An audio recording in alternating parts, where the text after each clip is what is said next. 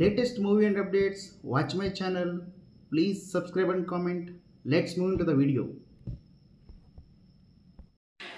ఎన్టీఆర్ పిక్చర్లో special song ఎప్పుడు highlight of the సినిమానే. ఆ పాటలో ఐటమ్ సిందులు వేసే భామ ఖచ్చితంగా తారక్ స్పీడ్ డ్యాన్స్ని పట్టుకోవాలి. మరి డ్రాగన్ సినిమాకి నీల్ తీసుకువస్తున్న ఆ ఐటమ్ పోరి ఎవరు?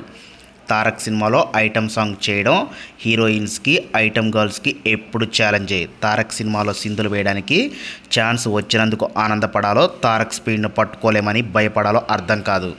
జనతా గ్యారేజ్కి కాజల్ను ఇలానే వాడుకొని పక్కా లోకల్ అంటూ సక్సెస్ అయ్యారు. జయలవకుశ సినిమాలో హీరోయిన్ తమన్నాను స్వింగ్ జరా ఐటమ్ సాంగ్ చేయించి సినిమాకి మైలేజ్ కొట్టేశాడు. అయితే ఈ పాటల్లో ఐటమ్ పోర్ని ఎందుకు తీసుకొచ్చారు అనే క్వశ్చన్ చేయలేదు.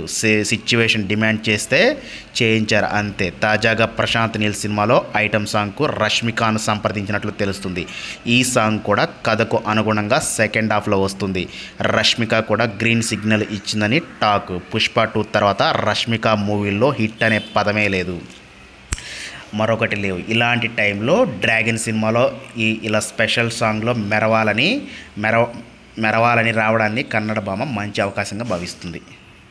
మరి చూడాలి రష్మిక ఈ సినిమాలో ఎలాంటి స్పెషల్ అట్రాక్షన్గా నిలుస్తుందో మరి ఎన్టీఆర్తో చూడు.